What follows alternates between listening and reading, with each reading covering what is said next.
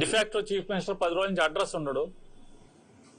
ఉప ముఖ్యమంత్రి గారికి అనారోగ్యం అని చెప్తారు. ఆయన ఎవడో అక్కడెక్కడి నుంచో ఓటు కూడా లేదు, ఇక్కడ కనీసం చుట్టం చూపుగా కూడా ఎప్పుడు ఇక్కడికి రారు. ఎలక్షన్లు తప్పితే మళ్ళీ కనపడరు. ఆంధ్రప్రదేశ్ సేఫ్ హ్యాండ్స్ అంటారు, ఎల్ఐసి దీపం లాగా సేఫ్ హ్యాండ్స్ అని చెప్పని చెప్తారు. మా కష్టాలు ఎవడు చూస్తాడు?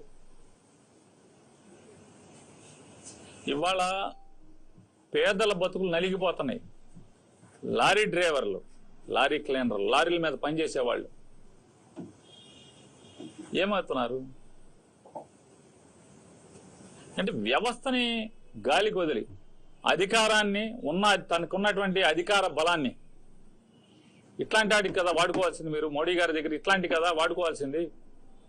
మాకు పెట్రోల్ డీజిల్ ఆగకుండా సరఫరా కావాలని చెప్పి కదా, లేదా వచ్చిన డీజిల్ పెట్రోల్ సక్రమంగా మీరు నియంత్రణ చేసి పంపిస్తున్నారా, పంపించట్లేదా? ఎందుకు పనికొస్తుంది మీ అనుభవం అంటున్నాను.